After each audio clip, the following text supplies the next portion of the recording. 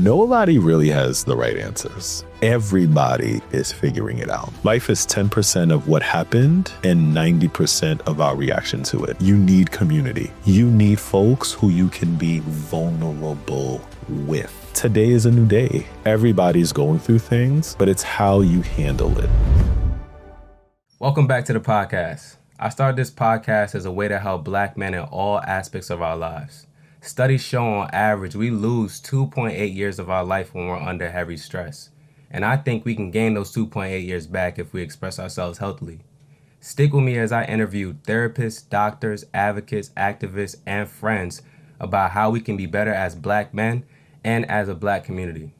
If you're not subscribed to us on YouTube and following us on Instagram and TikTok, you'll definitely want to do that. Without further ado, let's get into the episode. All right, y'all. We're back with another episode. We're here with Jeff. Jeff, my brother.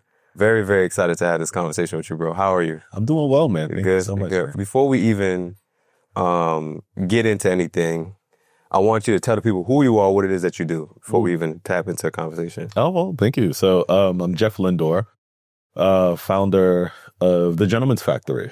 So it's a really massive platform for designed for Black men. So we have physical locations in New York City, expanding throughout the country, throughout the world. And at the Gentleman's Factory, we have a really new location, and we have a really cool location in Bed-Stuy. It's like a barbershop speakeasy. So I think I saw that. I said it was you guys doing like cuts or something. Okay. Right? So like you can get a haircut. Yeah. And then we have a bar, right? So you can, grab a drink. And then we also have a really nice outdoor space, right? Yeah. So you could, you have your meetings there or catch up with a client. Right. But what's so powerful though is the social capital, right? So it's a really powerful network of men in all income brackets, right? So from your ultra high wealth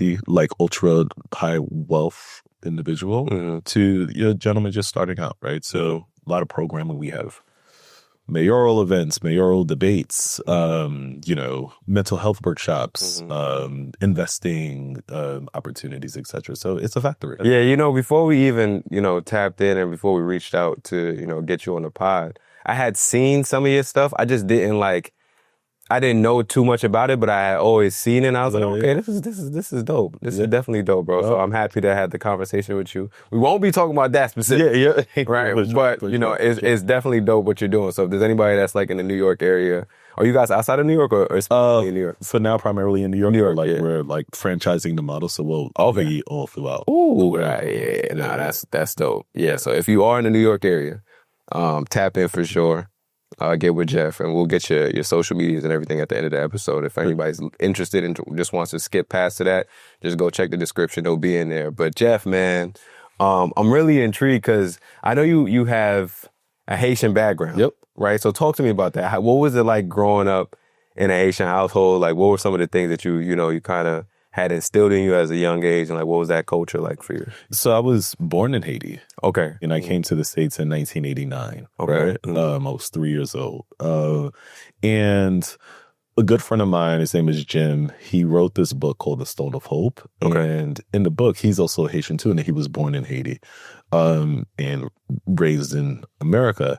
And he put it so well. He said that he thought that when he was coming to America, that he would be like his biggest fear was that he'd be like Macaulay Culkin, like stuck in like this really huge mansion and like the robbers was going to get him, but then he had to fight because his house is so big so he could like hide it, the attic or whatever, right? You know what I'm saying? But instead of him having Home Alone, he experienced The Wire. Right? Yeah. So, you grew up in the hood, right? You know what I'm saying? Yeah. And which, that's my experience too, right? So it was like, as my parents and my two sisters, we came together to America, and then we were experience great opportunity. And America did, there's a lot of prosperity that we've, endured. But it's also at like the expense of the grind, right? You know what I'm saying? But then the Haitian culture definitely helped me to like navigate that, and like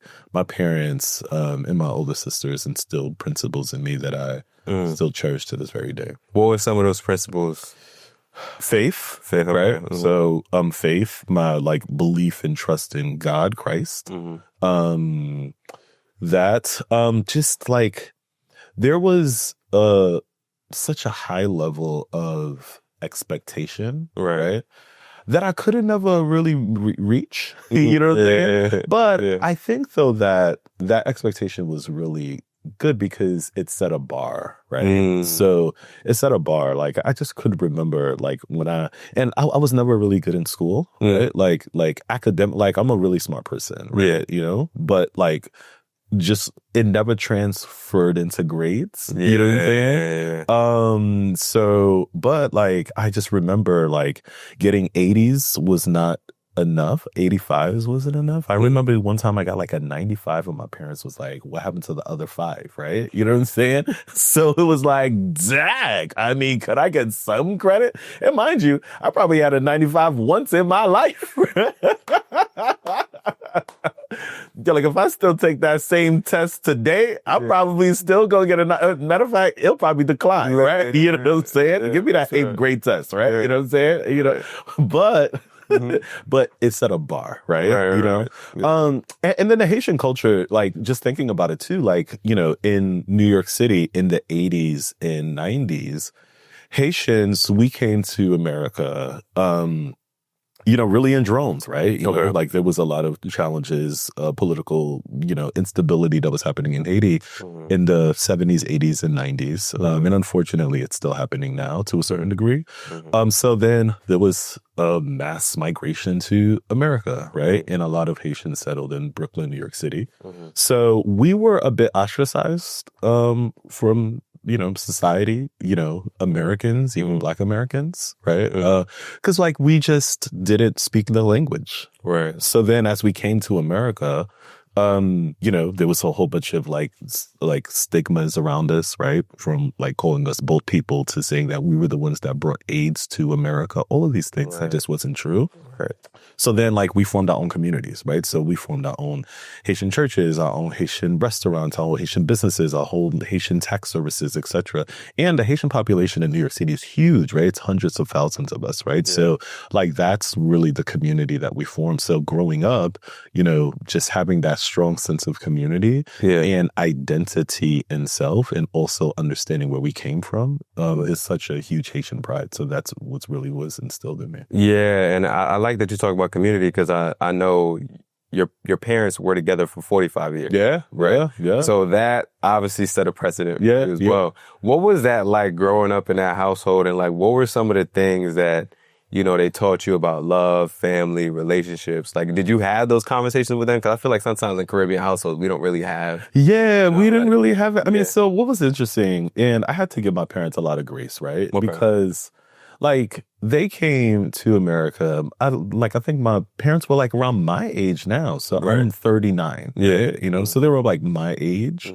So then I could just only myself coming with like children moving to another country and I don't speak the language, right? So growing up, there was a huge like disconnect in terms of the Haitian culture and what my parents knew. And now me trying to navigate like Brooklyn, New York, right?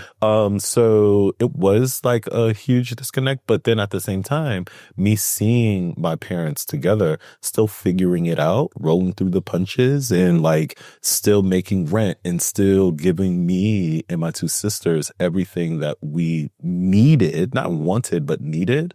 I really did see a bond. And then my father, you know, he had children back in Haiti, right? You know, which then just me still seeing him, and these are kids that's not with my mother, right? You know what I mean? Like Haitian culture, Haitian man, listen, right? That's a whole nother podcast in itself, my good brother, right? You know what I'm saying? So then when my parents moved, when we came to America, that's when, you know, we were able to, you know, like live a life of a family unit. And me just seeing how my father was still able to navigate both spaces was really critical for me in my development. And then also just the love that he had for my mother too. Like I think it's just a beautiful sight to see. And you talk about your father, right? So I know you said, you mentioned knowing that your father was proud of you. One, how did you know that? Because I feel like sometimes for us as Black men, especially in Caribbean households, and you also talk about like the standards that were set. You can sometimes go your whole life without hearing your pops say that he's proud of you. He may believe it and you may think he believes it, but you never actually heard him say it. So how did you know your pop? Was he saying it to you? Like, was he active? Like, what was that process? What was that like for you? I just thank God because I grew up in a house that was very emotionally expressive. Right? So, like, we would say we love each other, right? And he would say, "Oh, sorry, apologize." But then also too, like, that wasn't in the immediate, right? So, I saw the growth within my parents, right? You know, as we got older, they shifted because they were just like, they were trying to rule with an iron fist, right? But then they also saw that methodology wasn't effective because they weren't reaching us, right? And then it was interesting because by the time that my parents, particularly my father, became very vulnerable and very emotionally expressive, I was like in my late teenage years. And I didn't really fully embrace it at that time, right? Because I was like, yo, like, you know, stop being so emotional. Because I too was going, like, I was conflicted because I'm like, okay, so growing up, like in middle school, like in elementary and in middle school, my mother and my father were just very hard on me. And even in high school, like they were just really hard on me. In which I get it because I was raised in the projects, right? So then as I get a little bit older, I'm seeing the shift in the emotional vulnerability that my father displayed. And it was confusing to me because I'm like, wait, I'm accustomed to being hard. You know what I'm saying? So why are you now so emotional? And then I didn't know how to process that, especially like when I'm like 19, 20, because I'm now a man and I'm like, damn, okay, so how do I navigate a number of things? One, I'm now in college, right? So then I'm not prepared for college either. Like I didn't have good grades in high school. Like I found out that I was going to graduate in high school, like 2 days before graduation, right? You know what I'm saying? Like, I was one of those students. Look at me now, though. Look at me now, right? Just to be clear, right? You know what I'm saying? But literally, like, I just was, like, literally just trying to navigate and figure out life. So then as I'm now seeing my parents shifting from them being very like hard and stern to then now them being like very vulnerable with me and opening up and being a lot of like being emotionally expressive, it was just a little bit confusing for me because I didn't know how to process that. But then it also gives, like me as a parent now, I'm like, wow, like there is an evolution because parents are also human too. Right. You know what I'm saying? Right. So it's like, as I'm looking at, I have a 14-year-old, and as I'm looking at how I was with him and I had him when I was 24, 25. So 25-year-old Jeff is not 39-year-old Jeff, right? It's a completely, so it's like there's an evolution. Which my parents experienced, and I'm experiencing that right now. Naturally, right? So so obviously, now speaking about that evolution, because now I want to talk on that a little bit more. Like as you guys evolved, as you grew, you feel like you guys got closer with you and your pops? Yeah. And so I know he recently passed. Yeah. Right. And I want to talk to you about what that process was like for you, because I haven't personally had a parent pass or anybody really close to me pass or anything like that. So I can't really imagine the mindset, state, like all that kind of stuff. And so I want to ask you about like, what were the first few days like, and how are you navigating it? Because like I told you, I feel like on the outside, you know what I'm saying? On the outside, it looks like you're handling it very well. Yeah. Right. So I just want to have a real raw conversation about how that process has been for you. Yeah. I mean, so I've never lost a parent, right? And I didn't grow up with grandparents. Okay. Right. So this was like my first like loss from like my most inner circle, like my holies of holies, right? Like this was like my inner space, right? So it was like, I'm still processing it. It's just been less than 2 months, right? But what I would say though is that it was beautiful, right? It was just absolutely beautiful. It was beautiful because like I am sad, but I'm not in pain. You know what I'm saying? Describe what you mean by that. What I mean by that is that, like, I'm sad because, you know, it's like, I'm not going to get the text messages. And I'm not going to be able to, like, you know, like, show him, you know, just certain things that I'm working on, or I'm getting honored somewhere at Gracie Mansion. The mayor's giving me an award. Congrats. Thank you. And like, he's not going to be there, right? So things like that, and, you know, holidays, you know, so those things are sad, right? You know, and God forbid if the Knicks wins a championship, you know what I'm saying? Like, yo, and I can't like text him to be like, yo, like, look at this. Right? Because I got a whole lot of trauma growing up in the 90s with him, with the Knicks. Right? You know what I'm saying? Whenever the Knicks lost, the whole vibe of the house shifted, right? You know what I'm saying? So for this man now to not witness, right, the Knicks winning a championship. So please, Knicks. I mean, well, I would love for you to win a championship, but just not this year, because I don't know if I can emotionally handle it, right? But so things like that, that's where the sadness is. But it's not pain, because I do not have any regret with anything. I have no regret. Like, there's not a tag, maybe I should have. Or it's like, so I have no regret at all. Like, there's not one thing that I can say tag, like, you know, maybe I should have answered his texts more, or, you know, maybe I should have, or like, you know, this was an unresolved issue. Nothing was unresolved. I'm just really blessed from that lens. And then I also can see, because I'm sad, like, you know, the other day, like, I was at his house, well, my parents' house, and, you know, it was my mother's birthday. And then, you know, and then I just like saw that he's not there. So then I went downstairs and I just started crying. You know what I'm saying? Like, so like there's those things, but it's literally like a crying of I miss you. Right. And I could just only imagine, like, now that this is my first like loss, and if there was unresolved issues or whatever, oh my God. Because I'm like, I'm hurting now, like from a sadness standpoint, but there's not like a regret of anything. Right. If I had some level of regret, like I wouldn't have been able to do this podcast. You understand? Like, you know what I mean? Like, I would have been like, nah. It's like, yo, I'm gonna break down. I'm probably still gonna break down, maybe, you know, here, but it would be tears of just like sad, like, you know, just like missing you, but not like, yo,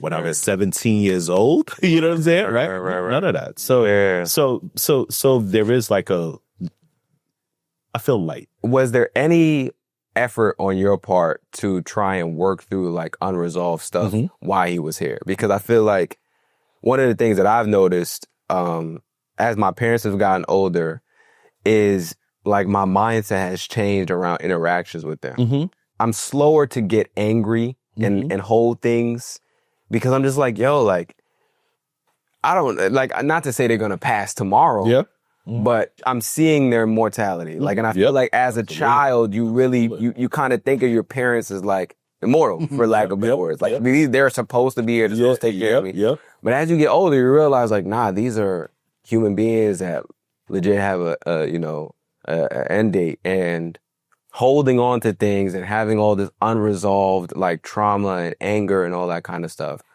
can really make the grieving process, I think, like you said, a lot harder. And so I wanted to ask you, like, was there effort on your end to try and like work through unresolved stuff? Did you guys have unresolved stuff as you got older with him? And like, what were you, what did you do if you did? Yeah, really good question. I think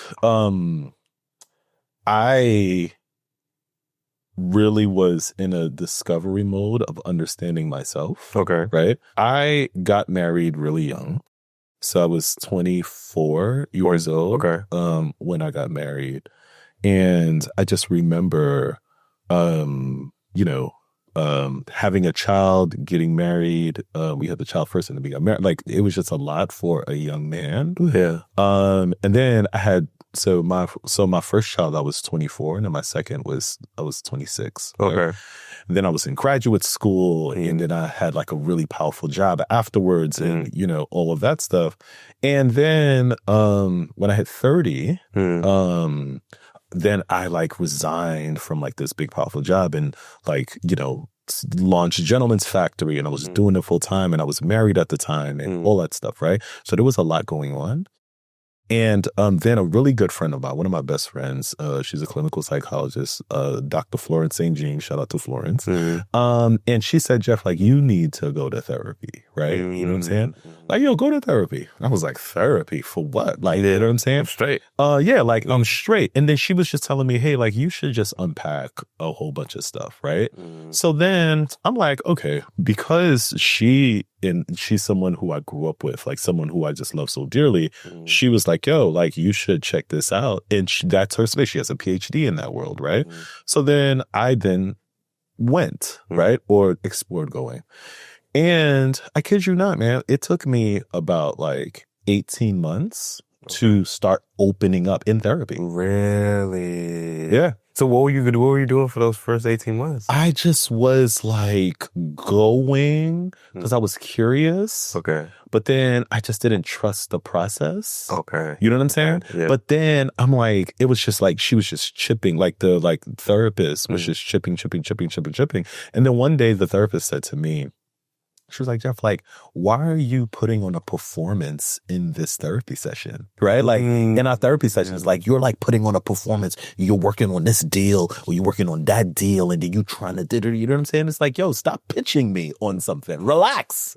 You know what I'm saying? Relax. And then I was like, yeah, but you know what I'm saying? Like, I'm working on, right? Like, I was putting on a performance. And then the therapist at the time said to me this, right? And this is what really is going to answer the question about my like parent, like my father and mother.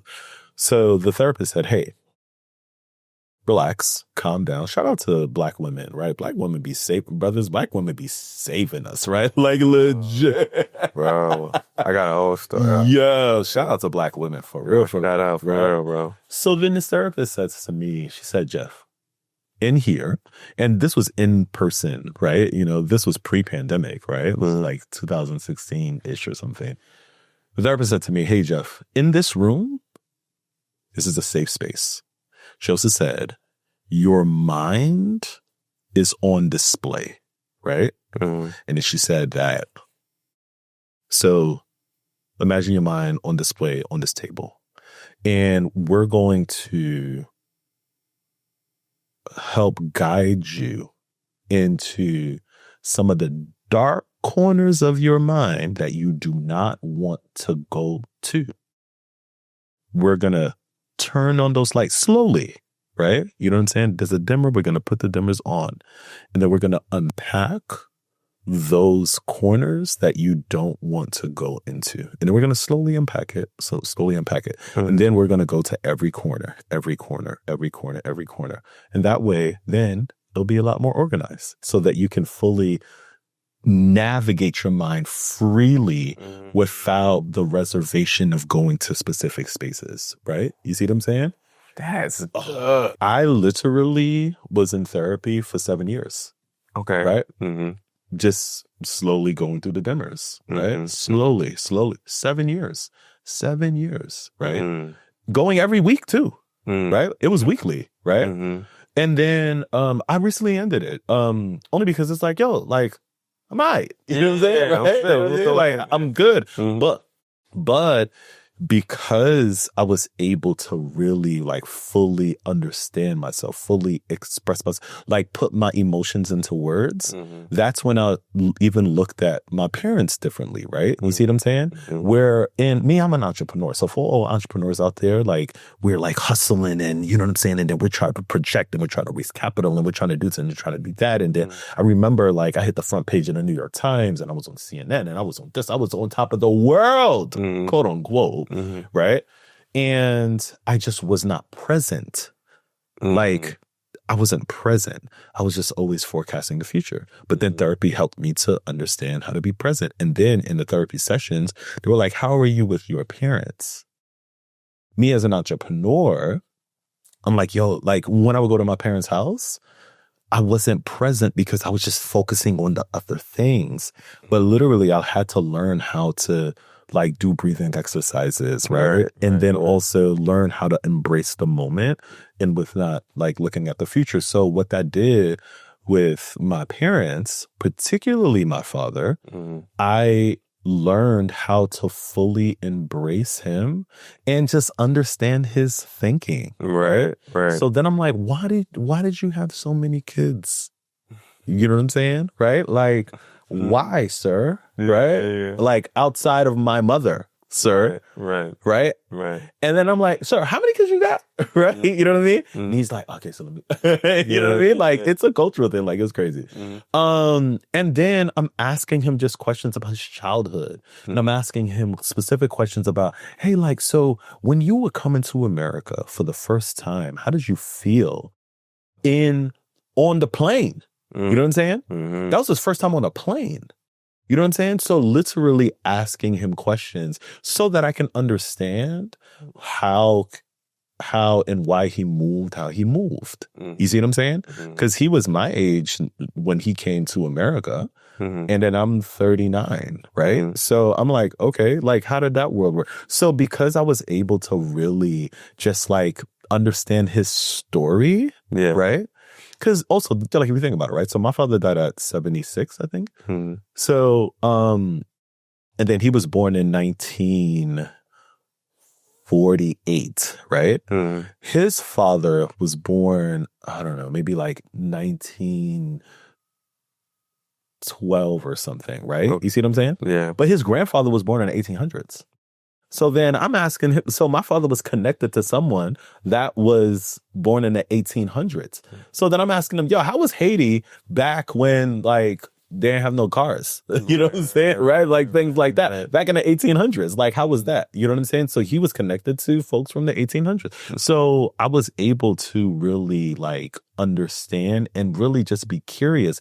But I was able to do that for a number of reasons. One, because I worked on myself and then I became self-aware. I became more curious and I was able to put my feelings into words, right? And then I was emotionally expressive. But then I also learned that through my father because he was a very emotionally expressive person too. But I was always conflicted, as I was saying earlier.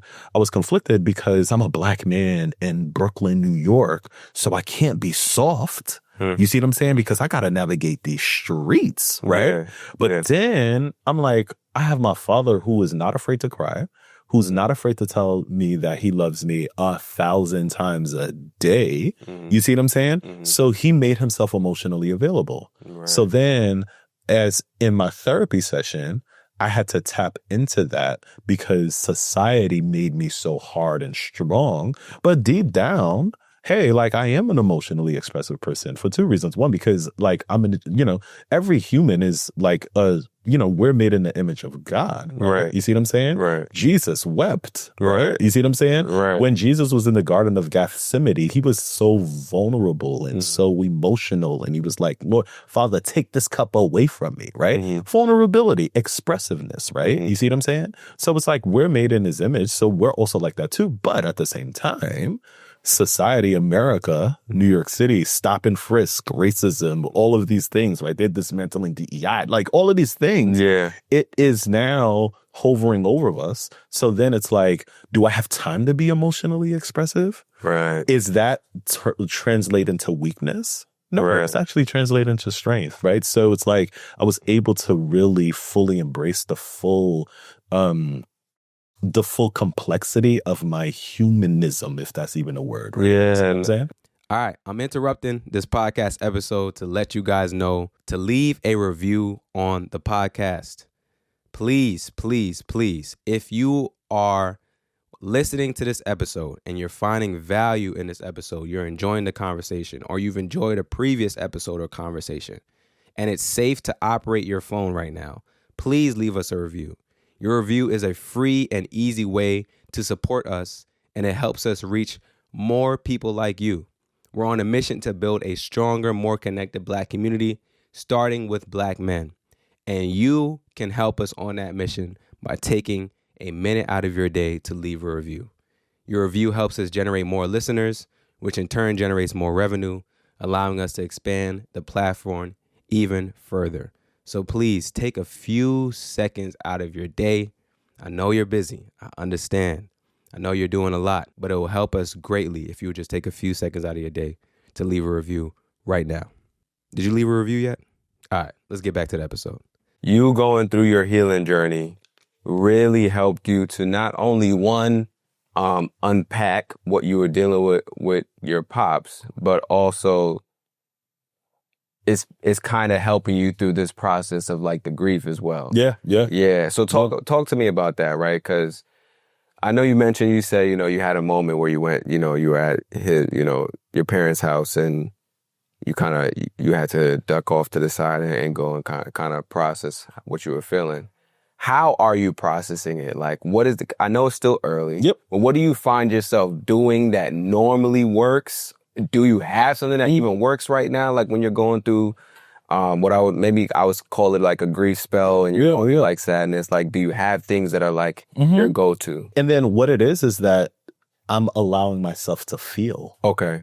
How are you doing that? Yeah. Just really fully embracing the emotion.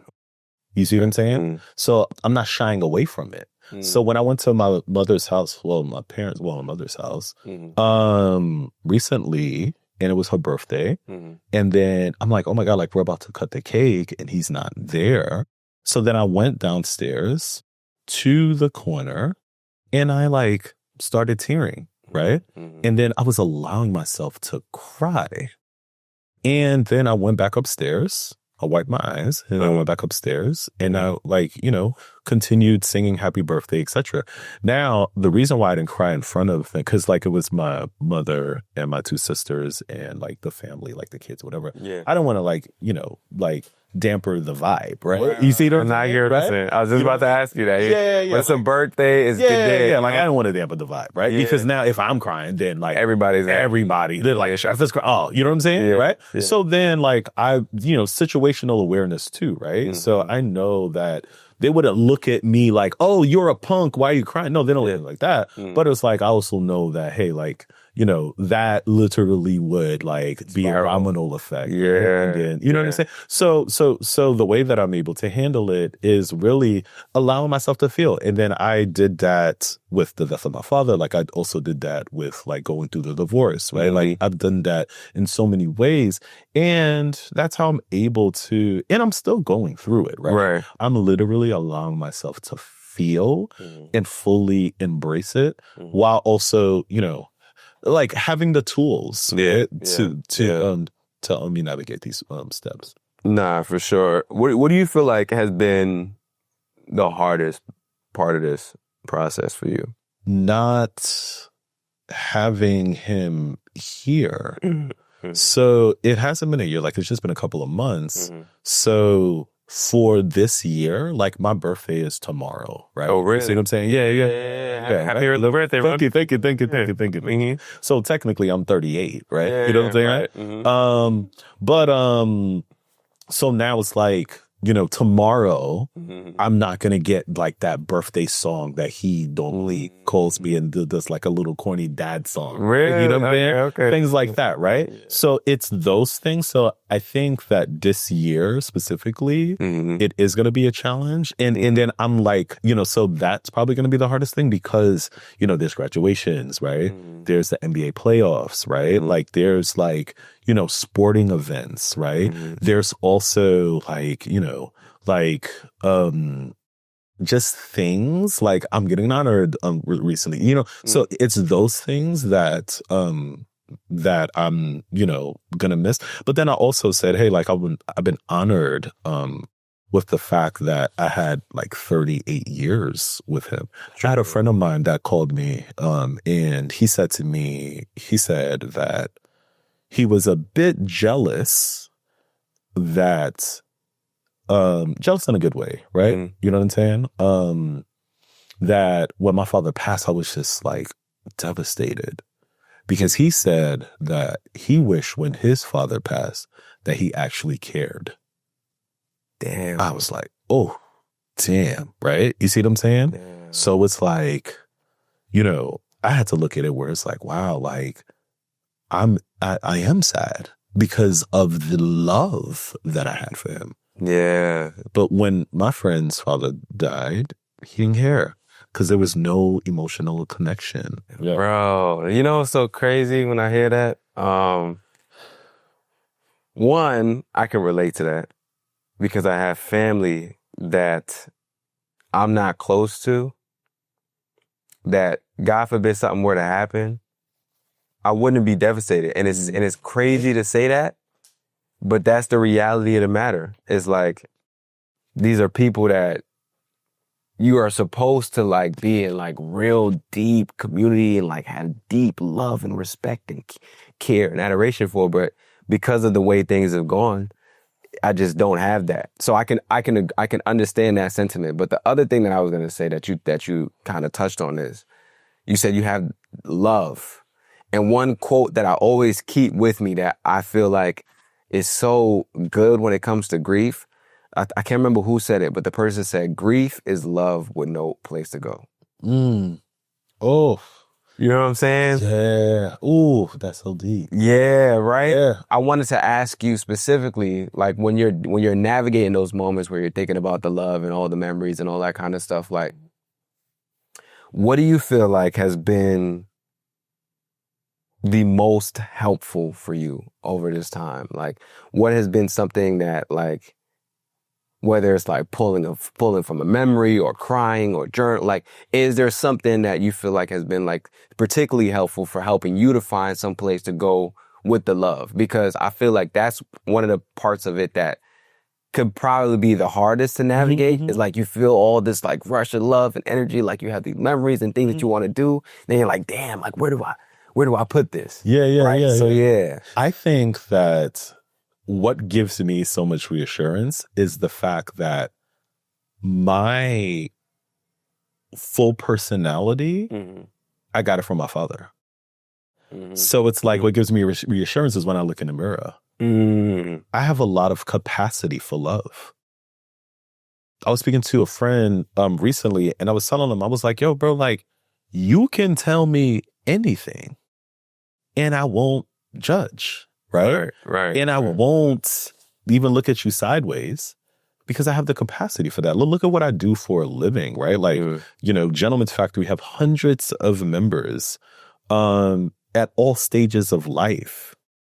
And for everybody that comes into the Gentleman's Factory, I or my member of my team like interviews them, right? Well, like, like as a conversation, right? Yeah. So that we can know, hey, what are your morals? What do you stand for? Like, what are you looking for? All this other stuff. So imagine having, you know, interviews, quote unquote, with like 800 people, right? 800 Black men. You know what I'm saying? So it's like the capacity, right? Yeah. The information and also the like, the depth. But I got that from my father, right? So it's like, you know, people, like when I look at myself, like I'm genuinely happy. Yeah. Like even when there's a lot of external factors that are stressing me the hell out, right? You know, I remember when I was in church the other day and then like I saw a childhood friend and then she was like, yo, like, why are you always jittery? You know what I'm saying? And mind you, I was stressed the hell out that day, right? You know what I mean? But like when I saw her, I was like, yeah, I was mad happy, right? Yeah. Because that's just kind of how I am. Like it's a weird, like, and I love it. But I say that to say that, like, I get that from my father. Like that was his personality. Okay. And which I think that's also how he lived so long, because he had a lot of health challenges. Right? Okay. He was in dialysis really? for like a number of years. And then he had a kidney transplant. Right. Really? You know, so he had a kidney transplant like 8-9 years ago, which extended his life, right? You know, for nearly a decade. And then throughout that time, he had his leg amputated. Like he was going through a whole lot. Yeah. Right? You know what I'm saying? And then like with our personality and then the way that he and I like just like vibed and flowed. And the day where my sisters called me and said that, oh, like my father's in cardiac arrest. And then they're like, you know, come to the hospital because we don't know what's going on. Like even when I was on my way to the hospital and then I took the train there, they lived in Staten Island. So like I wanted to space it out. Right? I don't want to rush over there because, you know, because I didn't know what I was going into. But then as I was on the train, I was like, yo, like, I said, sir, if you make it through this, you got to write a book, bro. You know what I'm saying? Like, yo, you got to write a book. Nah, son. Because it's like, yo, how are you able to still make it through this? Yeah. But it was because even though his physical body was a bit compromised, he was just always at peace. He was always at peace. He was the most chill person. He was always at peace. So I think that's what really extended his life. You know what I'm saying? So then he like passed away on the phone on WhatsApp. Like Haitians love themselves on WhatsApp, right? You know what I'm saying? So he was on WhatsApp. Like I think he was either on the phone or listening to like a sermon or something like that or whatever, right? You know what I mean? So it's like, you know, he was just chilling, you know? Yeah. So like that's kind of what, you know, gives me the reassurance because I'm very similar. Yeah, no, I like that. I like that point that you made about like him being at peace and you feeling like that extended his life. Like, yep. I think that's really important because I'm someone that deals with a lot of anxiety. Yeah. And I feel like that puts a heavy strain on your body, even though you may not feel all of it physically. Like when I'm dealing with anxiety, you know what's so crazy, bro?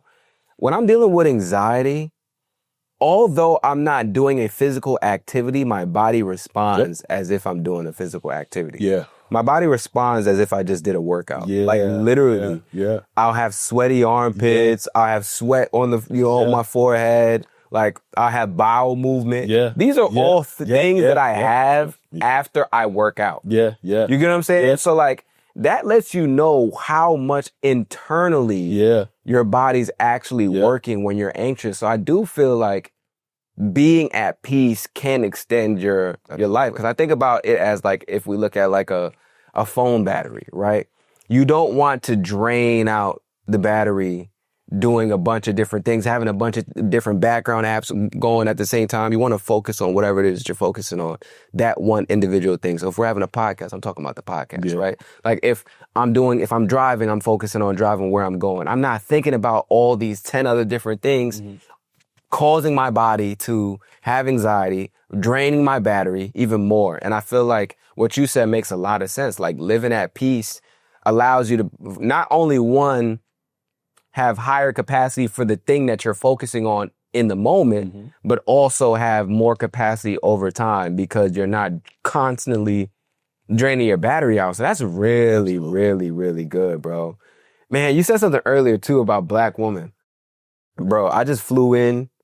I was visiting family, and so I was coming back to New York. And obviously, we know all the things that's recently happened with the planes and the crashes and all that kind of stuff, bro. I just told you I deal with anxiety, so you can just imagine all of those things mixing in together, bro. I told my girl, I said, babe, I need you to fly with me. She said, I can't because I got this thing going on. Completely understood it. And it's crazy because I get on the plane, and I've never in my life, bro, I promise you, I've never in my life have I got on a plane and I'm sitting next to two Black women. And it was almost as if God was saying, yo, bro, relax. Yeah. And these are older Black women too. You know what I'm saying? So it's like, it felt like I was sitting next to mom and grandma or grandma and great grandma. Yeah. You know what I'm saying? So when I got on a plane, although I'm still anxious, because I'm sitting next to these two Black women, I'm like, yo, you good. Yep. It almost was like it was a sign from God, like, yo, bro, just relax. Yeah. Yeah. You know what I'm saying? I got on the phone with my bros. My bro did a great, like when I tell you that was one of the best prayers I've ever heard in my life. Yeah. Beautiful prayer. And I'm in the air and I'm good. And I was just like, yo, like I wanted to say that because when you talked about the black woman, like it kind of slipped my mind, but I wanted to come back to that because I feel like oftentimes us as black men, we don't take enough time to appreciate black women for who they are, what they do, and what they contribute to not only us, but the culture and the community, man. I feel like they do a lot for us that we don't necessarily see, but sometimes we feel, but we can't identify. And in that moment, I felt a lot of safety and protection. And for me as a black man to feel that without them even having to really do much. Yes, yep. Just their presence. Exactly. It says a lot. And there's not a lot of spaces where we can go where we feel that safety and protection. So I just think it's important for us to say that and understand and value the black women in our communities because it's like they're doing a lot for us, even if we're having a hard time vocalizing it. There's a lot that their presence in itself does for us and what we have going on, man. So like, yeah, I just wanted to mention that because I was like, man, like we talking about anxiety and like the things that I'm, how I'm navigating that. And that was one real anxious moment that really tied into like how, black women can help black men. And it doesn't have to be much sometimes. Yeah, for sure. Absolutely. I want to pivot a little bit and talk to you about you have two children, two daughters. Yep. No, son and a daughter. Son and a daughter. Okay, so who's the 14-year-old? My son. Your son is 14 and your daughter's 11. Yep. Okay, oh man, when I have kids, I want to have it just like, I feel like that's like the perfect, you know what I'm saying? Like they're 2-3 years apart. Yep. The son is older, so he can protect the daughter, you know what I'm saying? Then you got the daughter, so you got the split. I feel like, man, that's amazing. So I feel like that's a blessing in itself. But how are you navigating that in this period, right? Because I know they're also navigating a transition with your pops passing. Like, how have you been able to work with them through their emotions and their feelings with it while still managing yours? Like, what's that process been like for you? I just always want to be a good example for my children, right? Mm-hmm. And the thing about parenting is that there's all of these assumptions. There's all of these like, all you have to do is X, Y, and Z. And then this is the specific algorithm to have a child that is like the next president of the United States. I mean, you know what I'm saying? Mm-hmm. Parenting don't work like that, right? You know what I'm saying? It does not. It does not. And then sometimes I get a little frustrated with folks who don't have children. And then they now have all of these assumptions because all of the books that they read, right? You know what I'm saying? All of these, social media, this, social media, that. I'm telling you right now, like, listen, I got a 14-year-old who I love so much. Good kid. I'm still trying to figure it out. Yeah. Similarly with my 11-year-old, and she's turning 12 soon, right? Like, I'm still trying to figure it out. But what I know, what I can control is how an example that I'm making through how I move, how I communicate with them, how they see me in society, and how they see me with their mom, and how they see me with my parents, right? Yeah. You see what I'm saying? Yeah. So that's what I can control because I also see the influence that my mother and my father and my two sisters made in my life. Right. And even though like the external world was influencing me in so many ways, the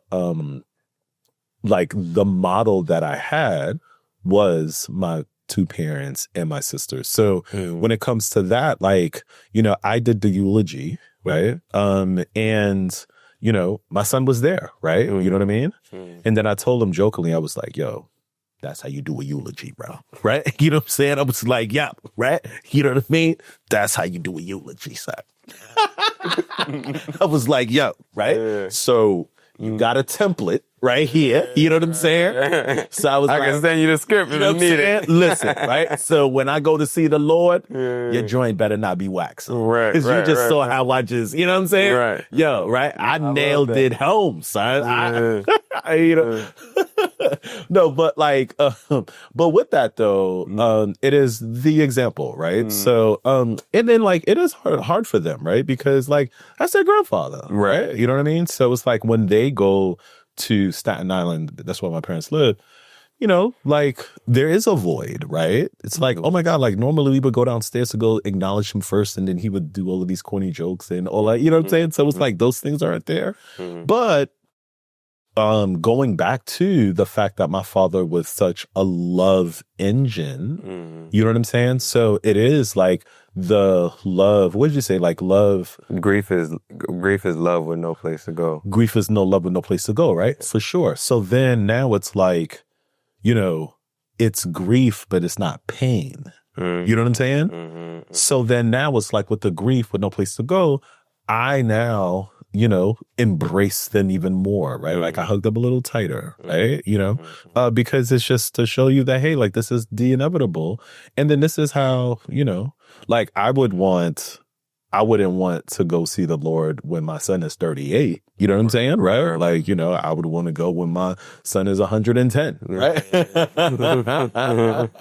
Or wherever the Lord calls me home. But you know what I'm saying? So, but yeah, right? So it's just really just me just, giving them the example. Do you find yourself sometimes feeling like you can't process what you're going through because you have to like help other people in your family process or like still do stuff for them, because obviously life doesn't stop. Yeah. Right. Yeah. So do you find moments where it's like you feel like you have to suppress because you have to be there for other people? And it's so weird, right? Like I was in therapy for 7 years, I believe, right?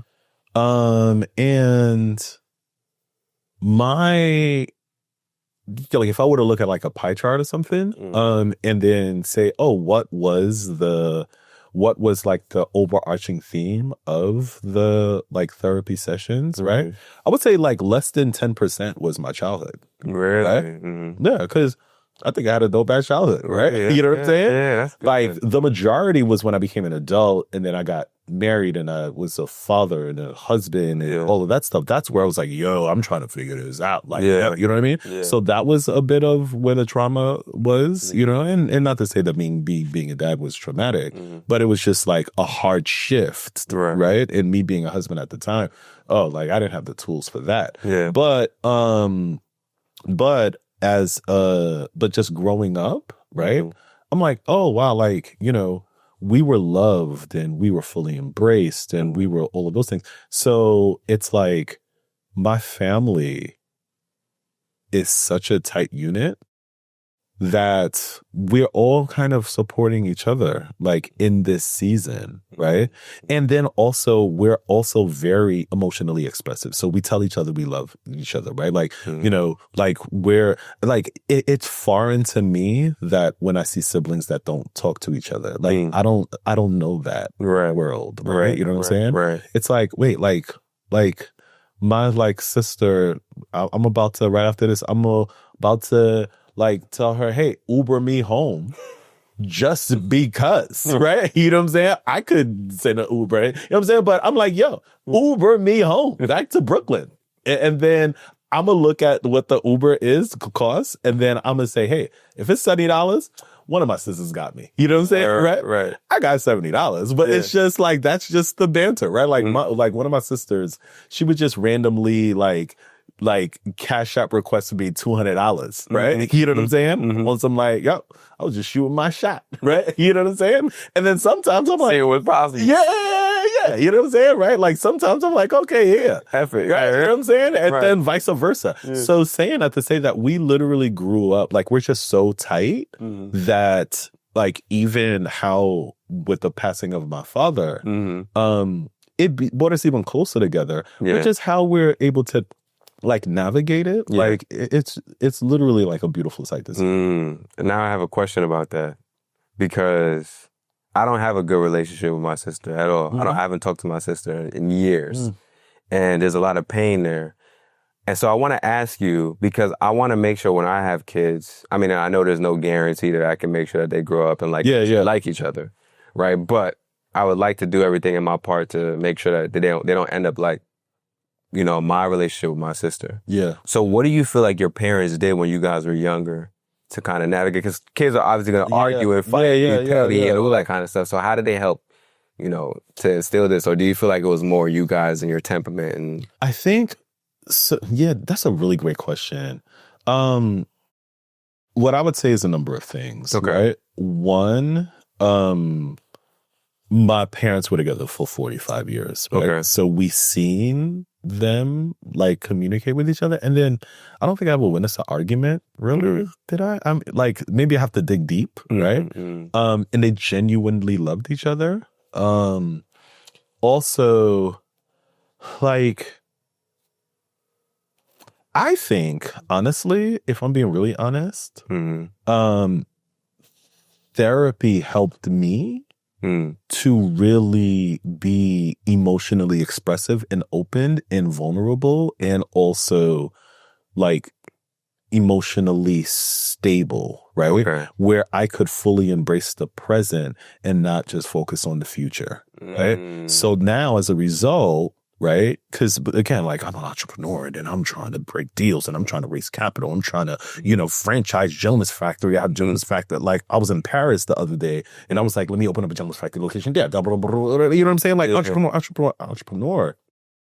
And then there was a season where that's all that mattered, right? Because I'm building a legacy. I have 2 children. I got to make sure that I pass it down and I got to make sure that my name is great. Yeah. It wasn't until I no longer identified myself, Jeff Lindor, with Gentleman's Factory. That's where 2 things happened. The business grew.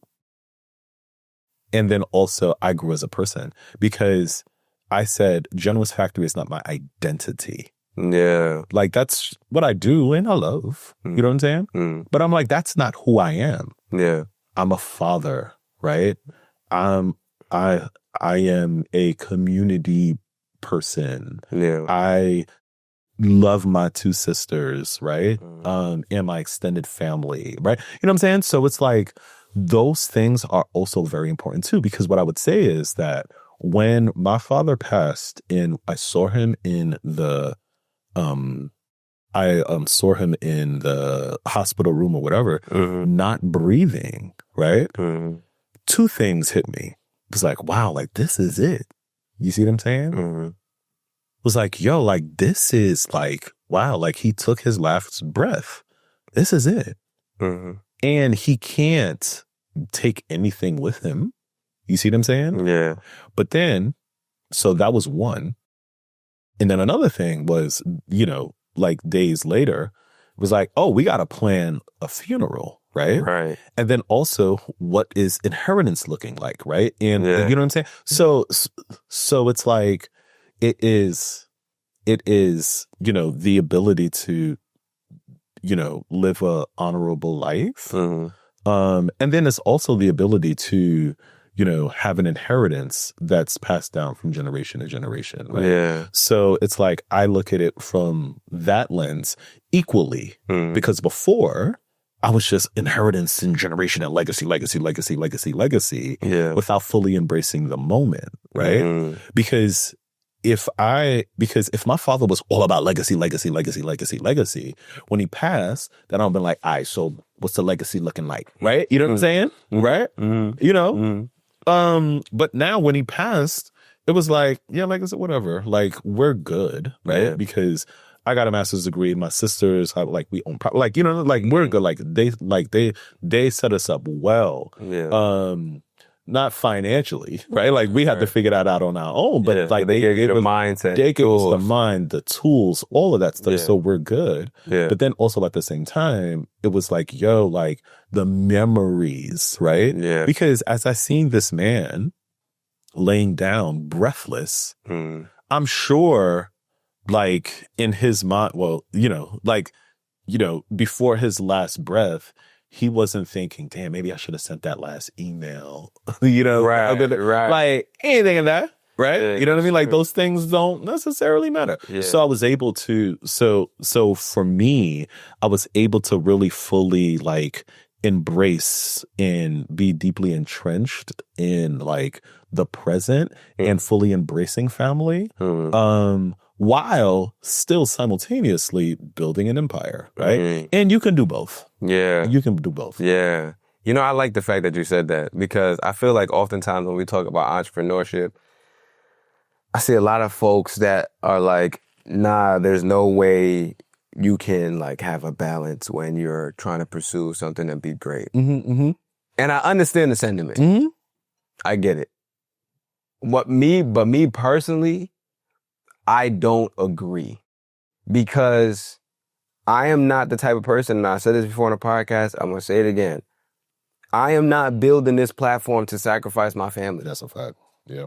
What is the point of building something so great if you got to basically get rid of everybody and all connections you have to get to that point? That doesn't make sense. That sacrifice is too much. The risk versus the reward is not making sense. The return on investment does not make sense. I get a bunch of money, no connections, no family, nobody to enjoy it with, nobody to spend the rest of my life with. Yep. For what? Yep.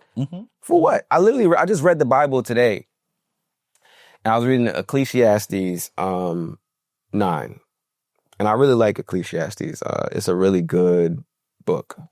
I like that book because it's full of so much like wisdom and just like regular like life knowledge and stuff that you can just actually like, you can read it and you can really just apply it right away. Sometimes some of the books in the Bible, like, Yeah. I gotta sit there for a little bit and really process it. Ecclesiastes is straight up, this is what life is, this is the problems, these are the things, right? Ecclesiastes 9, I'm reading it and I'm like, it said, I'm gonna actually pull it up right now because I took a note on it.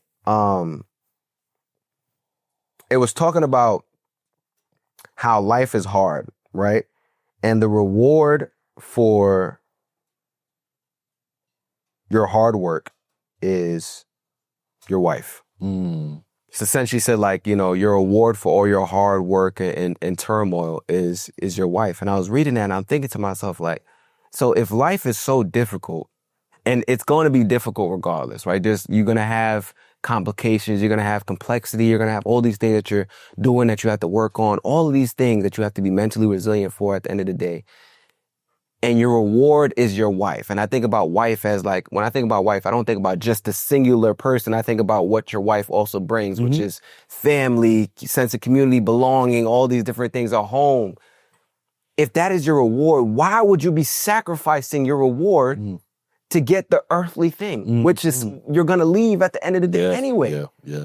You get what I'm saying? So I just don't understand like that thought process of like, I have to sacrifice everything to get this reward, which is this earthly thing or possession that I can't take with me anyway. That has never, ever made sense to me. And I don't agree with that thought process that we as men are just on earth to just produce, provide, and forget everything else. Just as long as you bring in money and you have the finances and the means, you do whatever it is that you want to do. And it doesn't matter who it is that you have to risk or sacrifice as you climb to, like, I just, believe me, I'm out of that. Yeah. That is not my ministry at all. And I encourage brothers to please read the good book. Yep. Because the more I read the Bible, the more I realize a lot of the questions that we have that we don't even realize we're asking are answered in the Bible. Sometimes there's questions that we have. I literally just had a conversation with somebody like a few months ago, and she was like, man, it's on my spirit to tell you this. It's on my spirit to tell you this. And she told me something, and she didn't even know what was going on internally with me at the moment. I didn't even realize that was going on internally. She's like, it's on my spirit. God is telling me to tell you this. We're in a partnership meeting. We're supposed to be talking about me coming to do speaking. Yeah. Wow, you know what I'm saying? Like, it's on my spirit. God is telling me to tell you this. She tells me something. I didn't even realize I was asking a question, and what she told me was the answer to the question. I didn't realize I was even asking God that. And I feel like the only reason why some of these opportunities are presented to me, or why I'm in some of these type of like circumstances, is because I make space during my day, whether it be through Bible study, prayer, whatever the case may be. And so I always try to encourage the brothers that are on the platform that listen to make space for God in your life. Absolutely. And I love the fact that you were able to talk about Jesus wept in the story, because it shows that you actually make space. Yeah, absolutely. And that's very, very important for us as black men specifically, because I feel like sometimes we think of like church and our relationship with God as like, these are like female characteristics. Yeah. Women go to church, men go and make money. Yeah. Right? And it's like, no, y'all both go do that. Yeah. What I would say is that I think going back to like the first question that you asked, like what did parents instill in me? Yeah. And it was faith, right? Where that is the foundation of my being. Like I heard Pastor A.R. Bernard say that if you do not have an anchor for your soul, you don't have anything to protect you from you when your humanity runs out. Right? Oh, Lord. That's so deep. Because explain that, yeah. Because like the human frailty, we're so fragile. Right. We're so vulnerable. We're so impressionable. And we're also very emotional, right? So it's like you waver based upon like I like put my phone far away because I don't want to look at it, especially here, because I don't want to like have something like a email that just shifts my whole mind, right? So then it's like I see it as it goes back to scripture. Like if you build your house on a rock, it'll stand. When the wind blows, storm arises, it stands because it's founded on a rock. But if you build your house on sand, right, when the wind blows, the storm arises, you will literally fly away because of the foundation, right? So now it's like with me, you know, like Christ is my foundation. That's number one. And then like you mentioned, like wife and family, right? So it's like, again, like, you know, I got married really young at a time. And people ask me all the time, like, is that like, did that like shade or like, you know, shifted your judgment on like marriage and family and things like that? And I say, absolutely not. Two reasons. One, my parents, like, again, were married for 45 years, right? Yeah. You see what I'm saying? That's number one. Number two, I also see the beauty of family, right? You know, I love family. Like, I miss family, right? Number three, me and my ex, like, we have a really great like co-parenting relationship, right? Yeah. You know what I mean? And I really fully appreciate this Black woman, right? You know what I'm saying? Like she is my daughter's superhero, right? Yeah. So I have to make sure that the way that I treat her is a reflection of my daughter is seeing that, right? You see what I'm saying? Yeah. And then lastly, I would love to get married again. Yeah. Right? You know, I'm totally open to it, right? You know what I mean? Like I'm not jaded because I understand the beauty of family, right? You know, and who gonna cook for me? No, I'm praying. I learned how to cook. Shout out to my sisters. Shout out to my mother. Shout out to TikTok. I hope they don't ban that joint, right? Because literally last night, right? I was like, yo, let me make some salmon with some pasta with some Yo, let me see what's happening on TikTok, right? You know what I'm saying? The cooking recipes, right? There. You know what I'm saying? So like, I'm okay, right? And which I was happy because I was able to, like, I don't need to get married again, right? You know, in terms of need, you know, I'm all right by myself, but like, I'm lonely as hell sometimes, right? I feel you. So I love the fact that you just talked about the TikTok and who gonna cook. You know why I want to talk about that, bro? Because, bro, I was on Instagram, right? And I saw this fire meal. And it just so happened to be the day before I had to meal plan for the week. And I was like, yo, you know what? I don't really know what I want to make. This looks good. Let me try this. And I'm an all right cook. Yeah. You ask my girl, she'll tell you, but yo, he know how to throw that. Like, I know what I'm doing. Yeah. So I'm confident. I'm like, yo, this is just a rice and chicken plate. I'm good. I'm good. I know how to do this. Bro, ain't gonna lie. It was terrible. Jeff, I grew up in a household where we don't throw away food. Yeah. Jeff, I tell you, I threw that away the next day. I was like, nah, this ain't it. Yeah, so it ain't hitting. It ain't hitting. My proportions was all off. The rice was sticky as hell. Chicken was a little bit too hot. It was just like, bro, this ain't the right one. It's so funny that you mentioned that because sometimes, depending on the recipe or what you're doing, you got to be careful. Cause Yeah. some of those, they know, they've made that recipe 15 times. Yeah. You going in there your first time thinking it's going to come out like how you saw it on that video. Yep. You're going to be sadly mistaken. So just be mindful. That's a fact. That's a fact. That story that you said, that was me last night, my good brother, right? You know what I'm saying? The salmon was good, but the pasta, I mean, I don't know, right? You know what I'm saying? Pasta you can still work around, but the way I made that joint, you know what I'm saying? I don't think you ain't got nothing for it. No one else ate that joint, right? You know what I'm saying? They got my stomach not bubbling right now. Who knows, right? You know, it hasn't been 24 hours yet, right? So, that's mad funny. But I want to talk about, because you talk about your divorce, right? You talk about getting married super early, 24. Why didn't that relationship work out? What do you think? What are some of your biggest takeaways about things that you specifically feel like you could have worked on to potentially help that relationship to work out? Yeah, like, I just don't think I was prepared. Okay. And what does that mean to you? Yeah. Really, when I look back at it, right? I was raised to be a really great caretaker, right? A really great provider, right? Like, you know, I always had great jobs, right? Like, I got an advanced degree. I got a master's degree. Like, you know, I had powerful roles, right? Executive roles at times, right? Like, even before I hit 30, right? Like, I was doing really well in like my professional career. And then that's what I knew about manhood, was to provide. But more so on like the emotional awareness side. Yeah. It's like, that was where I wasn't as strong. And then I also have to give myself some grace too, because I'm like, damn, like, you know, I had no business being anyone's husband at 26 years old, right? You know what I'm saying? Legit, right? Like, no business being anyone's husband at 27, right? Like, in terms of that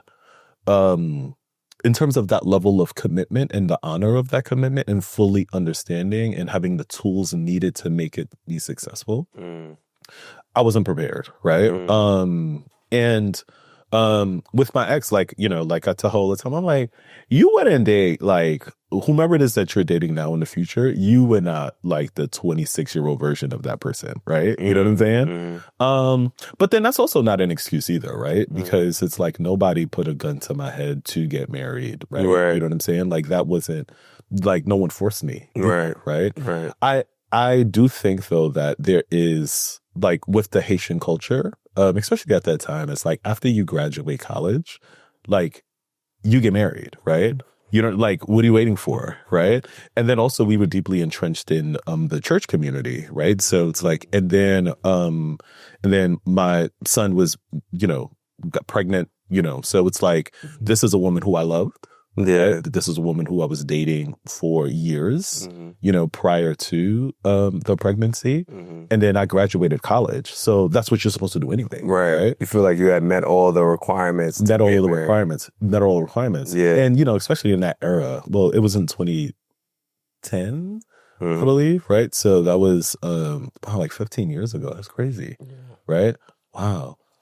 So it's like, looking back, I think that, you know, from a fatherhood standpoint, right? Like, I was like, I'm great at that.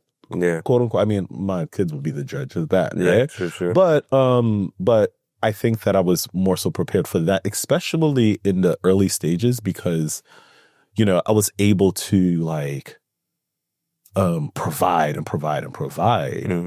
But now, as I have a 11 turning 12-year-old daughter, she's asking me questions like, hey, what's my favorite color?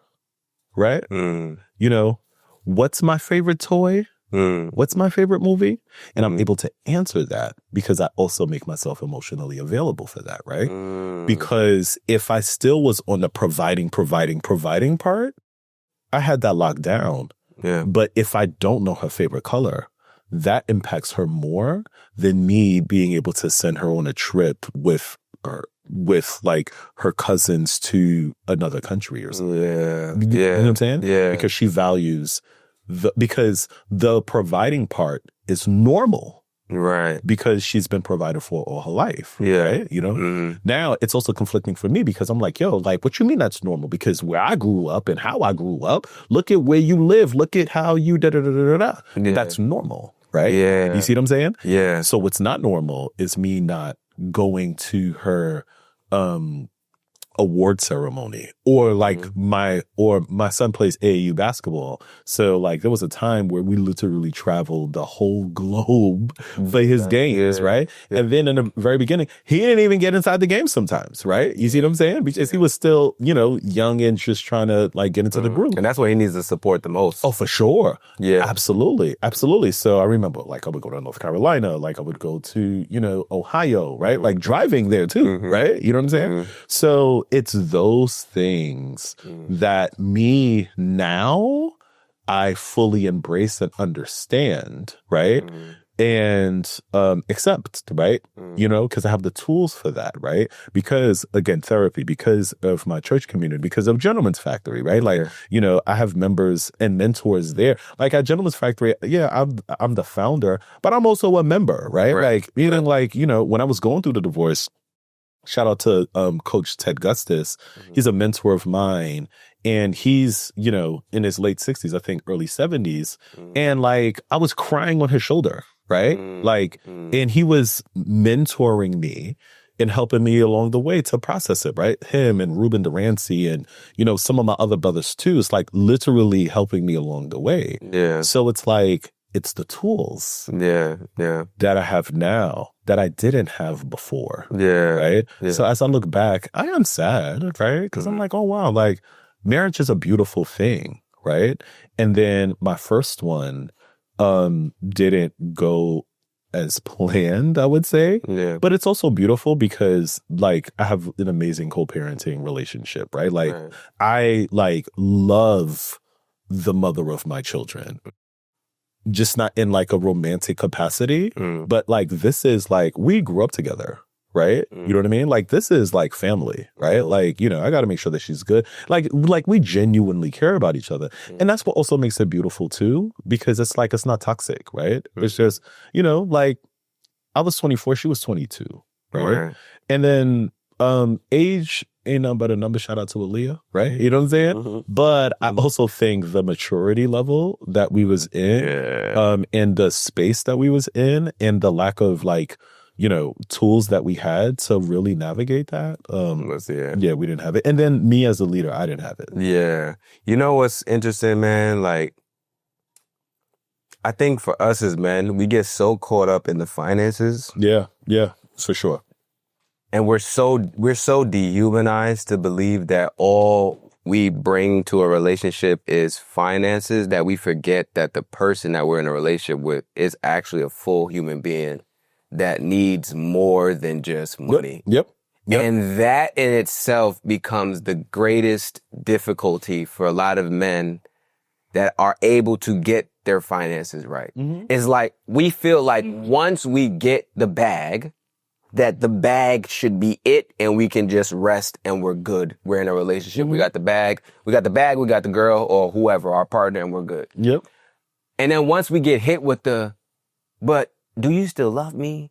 I'm dealing with this. I feel this way. We're like caught off guard because we're like, wait, I'm bringing in money. I was told by society that money would solve everything. That all you needed was money. But now you're presenting me with all these other things you need. It feels like we've been bamboozled. You know what I'm saying? In a relationship. And so for a lot of us, we can struggle to make that adjustment in the relationship to understand like, oh no, I actually do need to cater to her spiritual needs. I need to make sure that we're doing Bible studies or have a church home or doing prayer. I got to cater to her emotionally and mentally. I got to stimulate that part of her. We got to talk about different things. We can't just always have the same conversations, right? I have to talk to her about her physical health. How is her period? What does her period look like? What is her symptoms when she's going through that? How do I make sure that I don't get on her bad side 2 weeks before because I know she's a little bit more emotional? I got to talk to her about her social circle. I got to see who's in her circle, see who's influencing her, and see who is a good influence and who is a bad influence, and not in a controlling way, Because also we've been taught that when we're a leader, that it's also synonymous with control. So I get to tell you everything that you need to do, and you should just do that. Yeah. And if you don't do that, then I'm not leading, and you're emasculating me, and you're not listening. And it's like, bro, we got to learn how to navigate all those things outside of just getting money. For a lot of us, it can be a very, very, very difficult transition to make. And if you're not careful, what will end up happening is you get in a relationship, you find someone great. Or maybe they're good and they're working on stuff too. And like, if you were really in a place where you were actually able to lead effectively, you guys will be able to navigate that. But because you're so caught up on like the finances and that's just it, or you haven't grabbed the tools like you talked about, that relationship becomes so much harder. And I know from personal experience, I got in a relationship when I was really young. Like my girl that I'm with now, we got in a relationship when we was 14. Oh, wow. Okay. You get what I'm saying? Bro, you can only 10 years younger than where you were, right? 14 years old, bro. People looking at us like, man, shut up. Y'all gonna be done in 2 weeks. Oh, wow. Right? Wow. Meanwhile, we're having conversations about like, yo, I want to get married, and we just didn't know. I didn't have any type of tools. I didn't even know that I needed tools. I didn't even know tools existed. You get what I'm saying? So we coming up with all this stuff on the fly. We go to college. We break up in college. I'm devastated. I'm like, damn, bro. I always felt like, damn, this is the girl that got away. I'm so upset, depressed, all these different kind of things until I started doing the healing. I'm like, yo, bro, you were actually mad controlling. And you thought you was leading. You thought you was setting boundaries. No, bro, you was dictating what this girl should or shouldn't do, what she should or shouldn't wear. Like, bro, what the hell? And I was like, damn, like, I was actually not doing what I was, and it's a hard realization for us as men.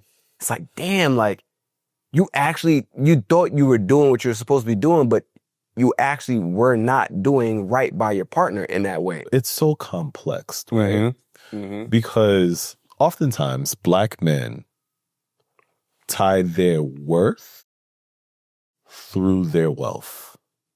So it's like, if you do not have wealth, then you're worthless. Facts. Now, that's how many of us think. But then I look back at myself and I'm like, it's easy for me to say, oh my God, let me look at all of the intangibles when I'm okay. There's a great psalmist by the name of Dr. Kanye West, right? How was Kanye trending this week, right? I mean, can I like quote the brother this week? I mean, I don't know, right? Well, okay, so what I'd say is the old Kanye, right? You know what I'm saying? Like the college dropout graduation Kanye, right? You know what I'm saying? Right? So that great philosopher, right? You know what I'm saying? He says that having money is not everything, not having it is, right? You know what I'm saying? Something like that. Well, he says something along this. Meaning like, if I have money, right, then I can easily say, oh, it's not everything. Right? If I don't have money, then it's everything. And I think that society, so I have a master's in urban policy, right? Urban policy analysis and management. So I like study like community, like how policies impact community, like design, urban planning, like all of that stuff, right? Like that's like literally how my brain works from a public policy standpoint. And then as I look at racism, right? One of racism's biggest, like, you know, areas that impacts us the most is the distraction of life, where we're unable to fully be because we're distracted by the minutiae, right? The bills and the like all of these things, right? Which is important. But then at the same time, it's like, if now all I'm doing in life is paying bills and providing and not fully exploring the vastness of Earth and of the universe, then I'm going to be limited to this area right here, while other people are literally exploring like the world. So I say that to say that if now, going back to providing, if now all I'm doing is providing, right, and not exploring and like adventuring, then now I'm stuck here and my family's also going to be stuck here too. You see what I'm saying? Right? And I'm leading from a place of this is our box and we're good right here. Yeah. And that's it. I remember over the summer, I was at a conference with, I was at a conference in Paris, and then it was with the richest man in the world. I'm not gonna say his name because I don't really, because he's a little funny, right? You know what I'm saying? He owns Twitter, right? Okay. You know? And then this man, like, we asked him, like, how's the world gonna look in like 10 years, 20 years? And he said people are gonna be living in Mars, right? Now, take it however you want, but I'm like, this man is thinking about colonizing another planet, right? You know what I'm saying? But then if you look at it, it's like the quality of your life rests upon the quality of your thinking. So now if we got some white folks saying, hey, let's just colonize another planet, and then we're over here saying, yo, we need to pay our bills, it goes back to what type of life are we living? Right? Are we living a life of abundance? Are we living a life of like granular thinking? Or are we living a life of, hey, let's just make sure that, I'm stable. Going back to scarcity, right? Going back to now in terms of relationships and how we navigate and how we, right? It's like,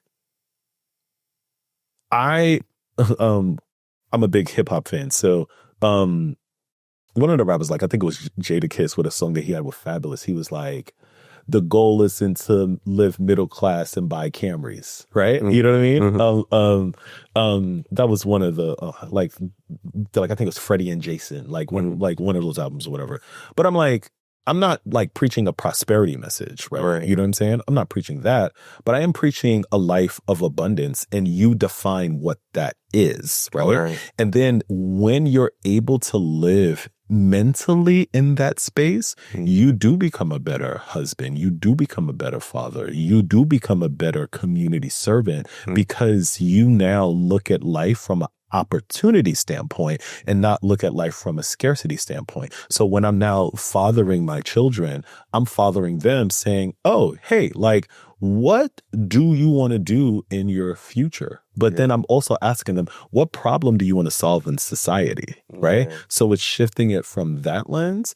And now that way we're able to have a life of exploring rather than a life of like, hey, like I'm in this box right here and then that's it, right? But I had to grow to that space. You see what I'm saying? Yeah. So I'm still figuring it out too. No, I like that.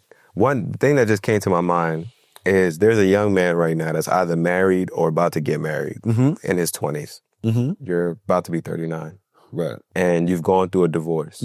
What would you tell him to help him along his journey? Really good question. What I would say is that you both have to have a growth mindset. Okay. And explain that. And what it means is that you are going to change. You're going to evolve. You're going to grow. But are you guys growing together or are you growing separately, right? Because that young man, let's just say he's 25, let's just say, right? And let's call him Tony. Tony at 25 is not going to be the same Tony at 35, at 45, at 55. So how is Tony and let's call her Sarah? How are Tony and Sarah growing together? Right? Because check this out. Tony at 25 loves salmon, right? Or loves chicken. Tony at 35 wants to be vegan. You see what I'm saying? Right? So now if Sarah's like, what you mean you trying to be, like you over here trying to be healthy. But Tony's like, yeah, because I went to the doctor and my blood pressure is mad high. And if I don't change my diet, I'm going to die. You know what I'm saying? And you know this, Sarah. Yeah, right? Sarah, are you trying to kill me? Yo, chill with the sodium, Sarah. You know what I'm saying? Chill. Yo, like that's not healthy, right? Yeah, you know what I'm saying? yeah. But then now if Sarah is like, oh, you got your little master's degree now, so you think you all that. You know what I'm saying? All that stuff or whatever. Tony, either two things are gonna happen. Tony is going to die because of cardiovascular disease. Right. Or Tony is going to evolve and say, oh, Sarah, you're not flowing in my frequency, so we're not working out. And then also vice versa, because Sarah is probably killing the game, and then Tony is not growing at the space where her. And then when I say growing, it doesn't have to equate to money. It doesn't have to equate to, resources or whatever, but it's just mentality, right? Yeah. Like, people operate in life based upon the level of information they've obtained. So if I am reading constantly, right, and I'm like, so I got subscriptions to the New York Times, the Wall Street Journal, like all that stuff, right? And then also podcasts, right? Yeah. And if I'm constantly like, learning and exploring, and I'm with someone that's not doing that, then there is going to be a disconnect. So what I would tell that person is to really grow together, communicate with each other, right? And here I am giving relationship advice, right? You know what I'm saying? Like, you should though, yeah. I'm over here still trying to figure it out, right? Yeah. But what I would say though is literally like, one, have these conversations pre-marriage, right? So like you say, hey, what is your North Star? And a really good friend of mine, my good brother, James the Steenus, right? He told me this and he gave me some relationship advice. And then he was like, hey man, because, dating, things like that or whatever. And then this was years ago. And then this is what he told me. He said, Jeff, when you're because I didn't understand dating, I was married for over 10 years, right? So it's like me dating now. Oh my God, like what is all of this? Like, right. So like I went to James like 2.5, 3 years ago. And then James said to me, he said, Jeff, like when you're looking for a partner, y'all just got to make sure that you're going in the same destination. So then he said, hey, right? So if you are trying to go to California, right? You know what I'm saying? Now, and if she's trying to go to California, if that's the destination, cool, because y'all going to the same destination. Y'all could debate all day or compromise all day. Are we taking a plane? Are we bicycling to California? Are you flinging me to California? Right? You know what I'm saying? Is it first class? Is it coach? Right? Is it Spirit Airlines? Is it, you know what I'm saying? Like, are we going to stop in all 50 states first and then we go to California? Whatever the case is, we could debate that all day. But the thing is that we're both going to California. Right. You know what I'm saying? The end goal is the same. The end goal is the same, right? You see what I'm saying? So now it's different if I'm trying to go to California and you trying to go to Alaska. You see what I'm saying? It's like, I've been there. Yeah, right? It's like, yo, I've been right? there. Cool.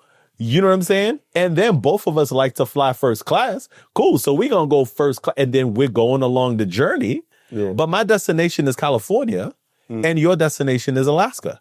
So it ain't going to work. And then if people get tight when the plane lands in Alaska and then it's like, yo, I'm going to California. So I done spent 4 years on this flight. You know what I'm saying? Right. And then now the destination is not the same. So what? And now I'm stuck in Alaska and it's cold and I'm not even with you right now. And I got to find someone from Alaska. I'm so triggered because before, I told you, Naeem and I got together. We went to college. We broke up. Then we got back together after college. In between the time when we broke up in college, I got in another relationship. Yeah, of course. I'm like, you know what? I'm going to try better. I'm going to try harder with this girl. Like, I'm going to make sure that she has the space and time to do what she wants to do because I feel like I was all controlling what Naeem was. So I tried to rectify all that stuff with the next girl I was with. But what I was also doing was I was ignoring all of these red flags, bro. And one of the ones that came up for us was where we were going to live because we were doing long distance. So I was in Massachusetts. She was in Arizona. Yeah. Right? where are you going to live? She was originally from Baltimore. I'm from New York. So I'm like, you know, I'm open, but I just want to explore. Let's look at a few different options. She's like, nah, I'm going back to Baltimore. Yeah. And I'm like, I mean, you know, like, you don't want to, like, we can't talk about it. Yeah. Nah, I'm going back to Baltimore. I told you this before we even started. Ooh, yep. And I'm like, yo, you know what? I don't even want to really have this conversation. Every time we have this conversation, we get into an argument. Yep. So let me just park it. We'll just keep doing what we doing. Bro, we did that for 2 years, basically. Yep. Where it's like, we talk about it, we argue, we don't come to no agreement, we just leave it to the side, we keep it pushing. Bro, Yep. it's like you have a big, like, can you imagine, like, you come into somebody's crib and they got a big ass, like, dead body on the, you know what I'm saying? Like, you're gonna be like, bro, like, you're not gonna handle that? Yeah. Or they got a bunch of trash somewhere and you're like, you're not gonna handle, bro, like, we legit would have the conversation, get into an argument about it. She says one thing. I'm like, no, we gotta be open. And we're like, all right, boom, keep it pushing, toss it to the side. We would do that over the course of 2 years until we got to the point where it's like, one, she cheated, which is, you know, it is what it is. So we broke up because of that. But also it's like, yo, this wasn't working anyway. Yeah, that's not sustainable. Yep. It wasn't working anyway because of that. Because we can't even agree on the destination. Yep. Which is so important. And I feel like because I was so eager to get into another relationship, I didn't take the time to actually intentionally date. Yep. I was dating, but I wasn't dating with intention. Yeah. I was dating to just get into a The relationship. filler. Yep. And those are two different things. When you're dating to get into a relationship, you ain't got no criteria. As long as there's a vibe, we vibe, we good. Relationship, we good. Yep. You can get in a relationship with anybody like that. Yeah. But when you're dating with intention, it's like, yo, I got certain criteria. I know I want to be open about where I'm going. Are you open to that? I know this is what I want to do. I want to have 2 kids and I want to, you know what I'm saying, build a family. Are you open to that? That's a fact. Because contrary to popular belief, not all these women out here want to have kids. That's a fact too. That is true. I used to think, coming from a Caribbean household, that every black woman wants to have kids. Yep. When I met my ex, she was like, she don't want to have kids. I said, this girl crazy. Yeah. Like, what are you talking about? You don't want to have kids? You're going to want to have kids in 2 years with me. Like, you're wilding. Yeah. I'm a catch. I'm a catch. You know what I'm saying? That's what I'm thinking. Yep. 2 years down the line, I asked her the question again. No, I don't want to have kids. I'm like, yo, what the hell you mean you don't want to have no damn kids? Now the reality's starting to set in. But these are things, again, we toss it to the side. That's a fact. And I feel like sometimes people get in relationships and it's like, yo, you know there are problems that you actively have, like consistent problems. I'm not talking about regular, like day-to-day stuff, like she don't plate your food and you gotta go. I'm talking about consistent problems.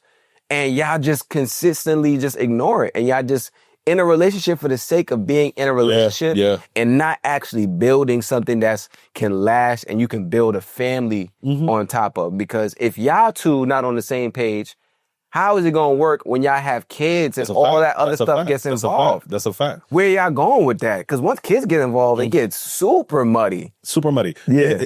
For which also that goes back to the question of having that 25-year-old, what was his name, Tony? Yeah, Tony and Sarah. The avatar of Tony. He got to understand too is that life continues to, you know, go through all of these challenges, etc. So it's like, how are they growing together with it, and do they have the tools? Right. And then are they going to the same destination? Right. And then those are, and for which also like the question that they should ask each other too is like, why are they together? Right. And really unpack that. Like, why? Like, why did God put them together? Or was it God that put them together? And or was it circumstantial? Was it, hey, like, I need a filler?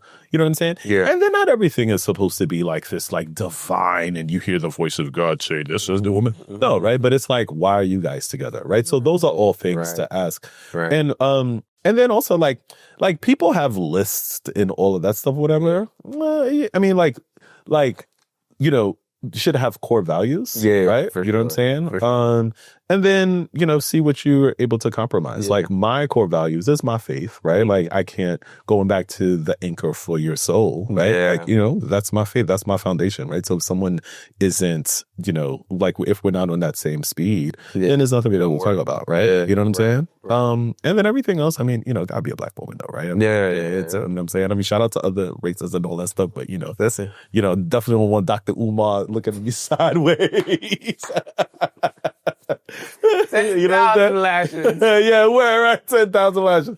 Listen, I mean, like I'm not a Dr. Umar guy, but at the same time, it's like I don't want him like side eyeing me, right? Nah, you know what I'm I feel saying? you. But I mean, and then whoever, like I'm totally open. We had this new tradition on the podcast where we ask the guest to speak into the camera, and for the black man that's struggling right now, what would you say to them?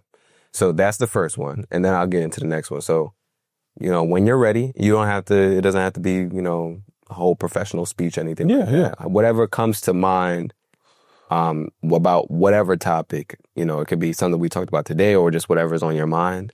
For the black man that's listening to this, that's struggling right now, what would you say to him? For the black man listening to this who are struggling, what I would say is that nobody really has the right answers. Everybody is figuring it out. Everybody. There are some people who may just have an eraser when they make a mistake. Some of our mistakes are written in pen, and some folks' mistakes are written in like pencil, right? And they have an eraser.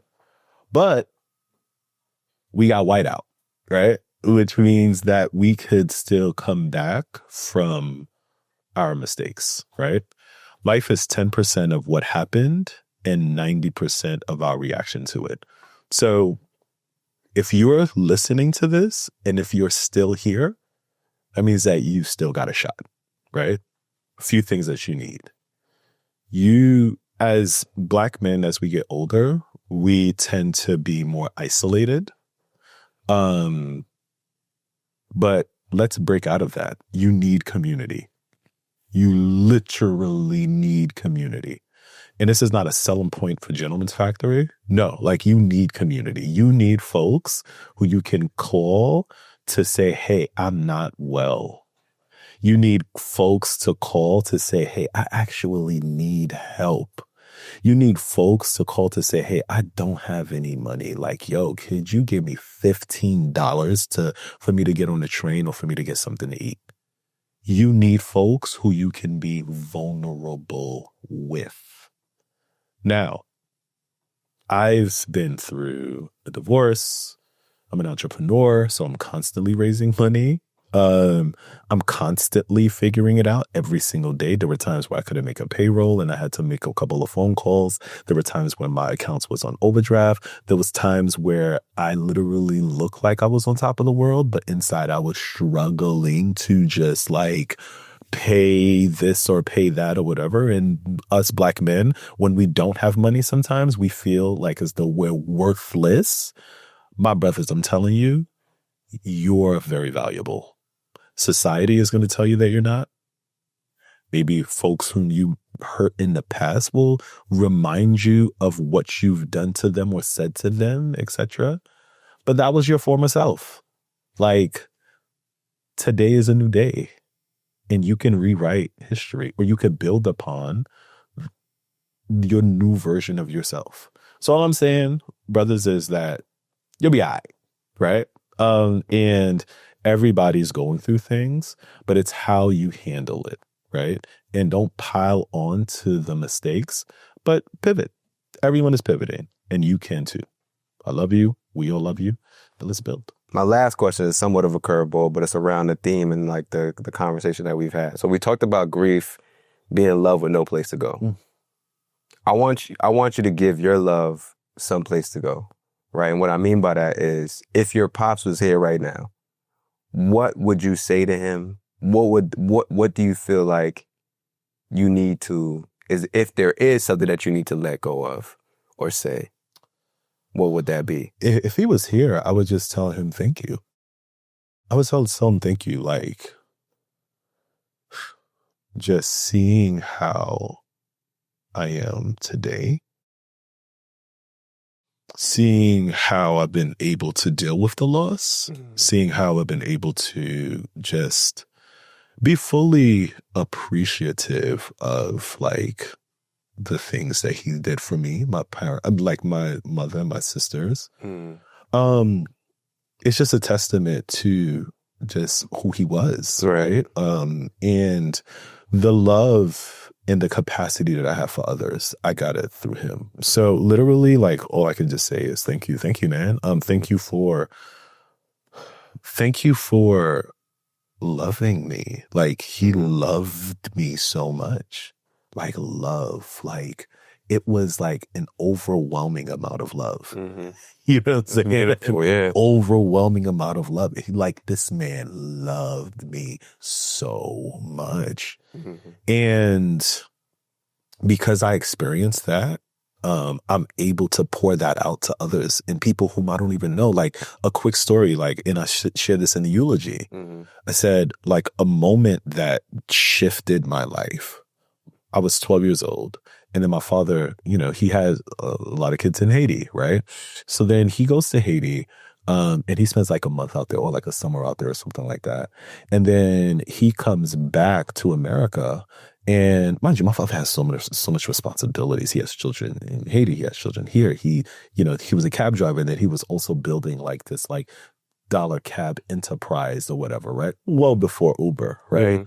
And then he comes back to America, and he like is raising money for an orphan in Haiti. You know what I'm saying? He met this young boy and who needed like supplies to go to school or whatever, right? And mind you, my pops has mad kids, right? You see what I'm saying? Back in Haiti. But I'm like, how are you still thinking about someone else? And I remember him making phone calls to his friends and saying, hey, yo, like, I met this young boy, he wants to go to school, da-da-da-da. And then he raised thousands of dollars for this young boy to go to school while he had so many other responsibilities. So then what that showed me was that, yes, right? You know, you got to make sure that home is good, but then you cannot neglect your surrounding community either. Right. You know what I'm saying? So it's like, so what I would say to him is thank you. And it goes back to the fact that I told him this story when he was alive too. You know what I'm saying? And I told him that it was in that story that helped me to build Gentleman's Factory, right? Because it was like, I saw how he was so intentional about others that was ingrained in me, man. You know what I'm saying? So it's like, so yeah, man, like, he was just such an amazing man. Such an amazing man. Yeah. I appreciate your vulnerability, bro. I appreciate you taking the time to have the conversation with us, bro. I can see how much love and adoration that you've had, you have for your father, man. Like, it reminds me of my relationship with my pops, and I'm not gonna lie to you, bro. Like, one of the reasons why I wanted to have this conversation is because I am like deathly terrified of my pops passing, bro. Yeah. You know what I'm saying? Because it's like, that's my guy, bro. You know what I'm saying? Like, I just, like, anytime I'm talking to my pops, I know I'm gonna laugh. You know, he's one of those people where it's like, you can't talk to him and not laugh. But he's a Ghanaian man. And I remember growing up, my friends would always tell me, like, yo, bro, why your dad so serious? I'm like, yo, y'all don't know this guy. Because they would see him, like, when he's bringing me in the house, and he's always like, obviously in that moment, he's not joking around. But when we get inside the house, he's joking around with me. Like, he's stealing oranges and like peanut butter. Like, he's hiding food that I made. Like, so I just, like, I wanted to have this conversation with you because I know I've seen like your process as you've been going through it. And I feel like you've been very like, you've handled it very well. And like, I feel like you have a good process and understanding. And I would like to have that when it gets to that point. Because I'm telling you, bro, I literally had conversations with my therapist about this very thing. Yeah. Where I was like, yo, I'm struggling with the idea that my parents are going to pass at some point. Yeah. And like, it was leading me to like, in a good and bad way, like, I'm spending way more time with them and I feel like I got to do everything with them and try and do all these things. But it's like draining my capacity at the same time. And it's also not like, it, for lack of better words, it wasn't authentic or genuine. It's like, I'm doing these things because I want to make sure I'm making so many memories. Because I'm so worried about, you know what I'm saying? And so like, I feel like this conversation, bro, like I want to make sure I say this on camera that you notice is really helped me, bro. Oh, thank you. Like truly, bro, it's really helped me a lot to kind of think about how I navigate my relationship with my parents, but also like some potential things that I can do when that time does come for them to, pass, how I can handle it. Because, bro, I'm not gonna lie to you. As much as I do this podcast and it's great content, we put the content up and stuff. I always tell people, like, people that actually listen and have like tuned in from like the start of this podcast and like really pay attention, I always tell them, like, I do these episodes for me before I do it for anybody else. Yeah. You know what I'm saying? So, like, I'm asking the questions about stuff that I want answers to. Like, bro, how are you handling this? Because I'm scared. You feel me? Like, so, like, that's legit. Like, so bro, truly, I truly appreciate your vulnerability, bro. No, thank you. I appreciate you sharing and, like, going through your process and telling me, like, how you've been navigating it, bro. Because I'm telling you, like, these are things that I'm going to really be able to come back on, whether I watch the episode or take notes on it. It's going to really help me, bro. So, like, you've helped me, bro. If you haven't, if you get nothing else from this episode, just know that you've helped me, bro. No, thank you. Yeah, for real, man. With that being said, bro, tell the people how they can find you, how they can support, what they can do at the Gentleman's Factory, like all that good stuff. Yeah. No, again, thank you so much for having me, man. Like, this was beautiful, man. For sure. It was just a really good, refreshing conversation. I'm glad you enjoyed it, bro. Yeah, man. Yeah, no, thank you. Thank you for opening me up. Yeah. You can find me. So my Instagram is, my personal Instagram is Mr. Community NYC. So it's MR Community NYC. Gentleman's Factory, it's gentleman.factory GF on Instagram, and it's gentleman'sfactory.com on the web. Stop by. Like, if you're in Brooklyn or New York City, stop by our Bed-Stuy location. We're opening up a Harlem location soon and a DC location as well. And it's really a space like for conversations like this too, man. Like, for us is just to just be, we need spaces to just to be. Right. So DM me or reach out to the team if you want to, utilize one of our Gentleman's Factory locations for an event or for for whatever it is that you're looking to do to benefit like your business or your community, please utilize us, right? And if you need a barber, right, we have grooming services as well. So we have master barbers with like 20 plus years of experience. So like that's also a space that you could get groomed in as well, right? So, Love that's it, bro. where you can find me. Yeah. Jeff, bro, thank you so much for this episode, bro. I appreciate you, brother. Thank you so much for watching this episode. If you are planning an event or you are part of your organization's Black employee group and you are interested in having dope Black mental health professionals or myself come in and do a speaking engagement or a workshop or a keynote address or a panel, please click the link in our bio on Instagram or TikTok, scroll down and click book us for speaking and brand deals and fill out the form available on our website. Once you fill out the form, one of our team members will get back to you about how we can collaborate and create something dope for your organization. This is an unparalleled opportunity. We are currently the largest Black men's mental health platform, and we have a few slots available for our calendar year, and we would love to partner with you to create something dope for your organization if it makes sense for both parties, right? So go to the link in our bio, scroll down, click book us for speaking and brand deals, and fill out that form. If you're not on Instagram, the link should be linked in our description of this episode. And it is also on our website. If you go to expressyourselfblackman.com/speaking-brand-deals. That's expressyourselfblackman.com/speaking self-steem-brand-deals.